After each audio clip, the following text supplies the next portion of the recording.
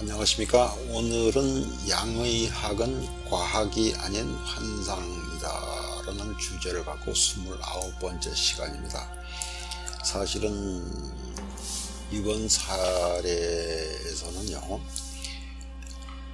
환상이 아닌 사기라고 해도 과언이 아닙니다. ADH는 환상이 아니고 과학도 아니고 사기일 가능성이 농후한 것이죠. 원래는 28번째 시간이 되는데 대상 포진을 두고 미리 포스트는 작성을 했습니다만 순서가 바뀌어 가지고 29번째를 먼저 공개하고 주중 또는 다음 주에 대상 포진 치료 방법을 28번째 시간으로서 순서가 좀 바뀌게 글을 올리게 되었습니다. ADHD라는 것은 사실은 가상의 질병이라고 해야 됩니다. 없는 질병을 규정짓고 또 그 범주에 들어가지 않게 되면 ADHD 이렇게 이름을 붙여가지고 환자를 양산하는 방법이죠. 그래서 여기에 보시다시피 ADHD는 사기다라고 하는 그 구글 검색 결과를 보시게 되면 많이 나옵니다. 여기 나오죠. 유명한 하버드 심리학자는 ADHD가 대체로 사기라고 말한다. ADHD는 사기 제약업계의 이익을 위한 발명품에 지나지 않는다. 과연 병일까?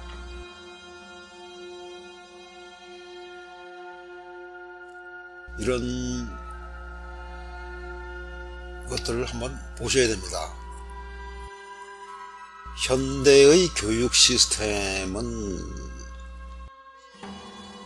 하나의 노예를 양성하는 시스템이라고 이해를 해야 됩니다. 그래서 그 노예가 되기 위해서는 어느 정도의 지식이 있어야 되겠고 또 어느 정도보다 뛰어나거나 어느 정도보다 모자르게 되면은 그 부류의 인물은 사회에 적응을 못하도록 만들어 놓은 것이 노예제도죠. 그래서 ADHD라고 하는 이름을 넣고 환자로 몰아넣고 환자를 만들어 버리는 것입니다. 얼마 전에도 이미 저희 학교에서 ADHD 탓에 차가운 시선이라고 하는데 ADHD가 사기든 아니든 간에 그것을 떠나서 학생들이나 또는 일반인들에게 굉장히 좀 고통스러운 것은 사실이죠. 그래서 일단 질병으로 취급을 할 수는 있겠습니다만 양방에서는 이것을 영업적인 측면에서 질병으로 다뤄야 될 사항이 된 것이죠. 그래서 여기에 오늘 16세 된 남자 학생입니다. 정확하게 열흘 만에 제5차 치료를 오늘 받고 난 다음에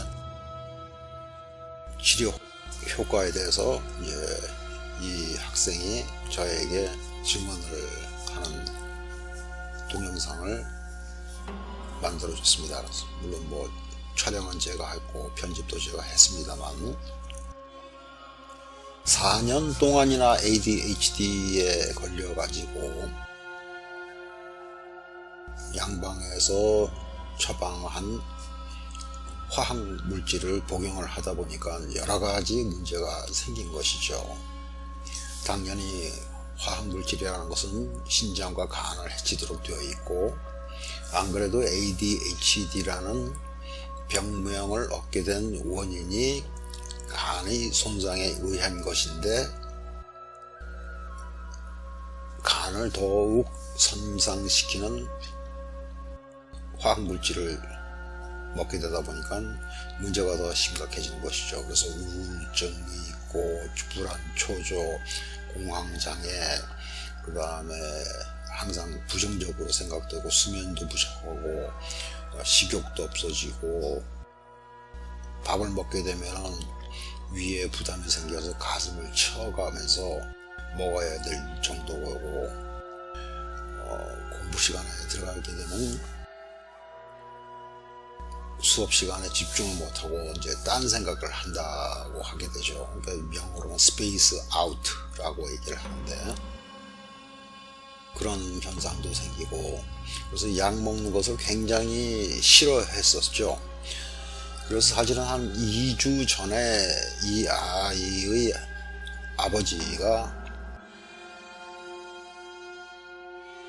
허리를 다쳐서 침을 맞고 나서 바로 좋아지면서 치료 과정 중에서 이제 이 소년에 관한 ADHD 얘기가 나와가지고 쉽게 치료가 되고 약도 끊어야 되고 또 약을 끊어야 된다 그러고 얘기를 했더니 그 아빠가 집에 가서 이 친구한테 그렇게 얘기를 했답니다.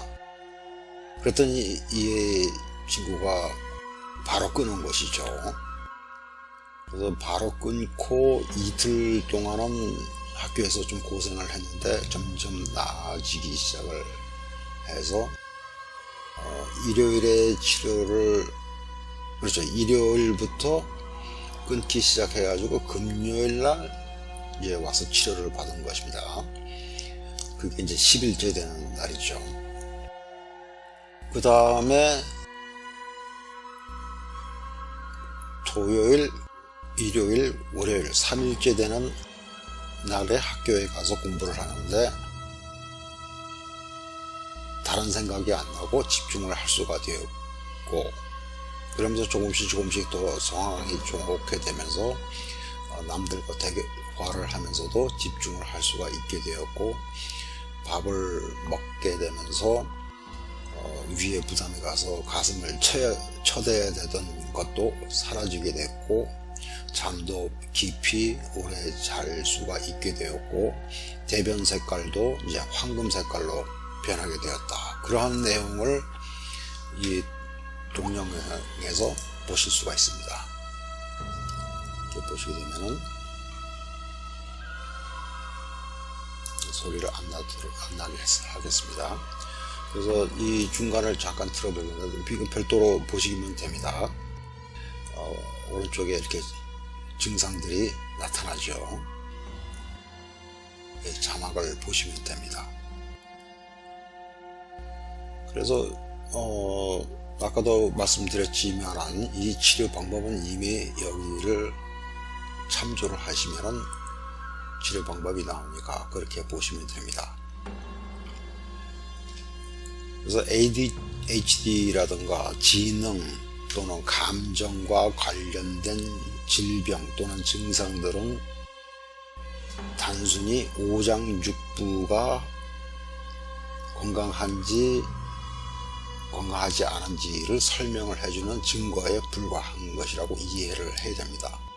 그래서 정신과 의사를 만난다든가 또는 양방에 가서 화학물질을 처방을 받고 그 독성 물질을 복용을 한다든가 참 어리석은 방법이죠. ADHD 또 기타 감정, 지능과 관련된 사항들은 모두 정통사암침으로서 쉽게 치료할 수가 있습니다. 이 부모도 사실은 제가 ADHD를 쉽게 치료할 수 있다고 설명을 하니까 도저히 믿지를 못했죠. 도저히 믿지 못했는데 바로 치료할 때마다 효과가 나타나는 것을 보고 긴가민가 하면서도 깜짝 놀랄 수밖에 없었던 것이죠. 사실은 어제 인도 출신 소년 12살짜리를 치료를 하기 시작을 했습니다. 이 친구도 4년 정도 전부터 자폐증도 있고 오티즘이죠. 영어로는요. ADHD도 함께 있는 친구입니다. 그래서 여드름도 있고 그 다음에 왼쪽 발목에도 통증은 아닙니다만 거북해서 걷는 걸음이 불편하고 그랬었는데, 또 침을 맞으면서 보게 되면 오른손의 손가락들이 미세하게 경련이 있던 것이 치료받고 나서는 경련도 없어졌고, 또 걸음도 자연스럽게 변해서 엄마가 깜짝 놀랐고 아빠도 깜짝 놀랐죠. 사실은 아빠는 제약회사에서 연구개발 또는 자금 그쪽을 다 관장을 하고 있는 중요한 위치에 있는 사람인데, 본인 스스로도 당뇨병을 비롯해서 고지혈증, 콜레스테롤이죠, 등을 비롯해서 6가지의 화학물질을 복용을 하던 사람이었는데, 설명을 쭉 듣고 나서는 어제부터 약을 다 끊었습니다. 약이 아니죠. 참 화학물질이죠. 그러니까 제약회사라든가 또는 의사들, 특히 양의사들, 그 사람들은 화학물질을 남들에게 권하고 처방하고 권하지만은 본인들은 어떤 방법으로든지 끊으려고 노력을 합니다. 환자가 똑똑해져야 됩니다. 환자는 언제든지 어떤 의사, 한의사나 양의사들보다 똑똑해질 수가 있고 또 똑똑해져야 됩니다.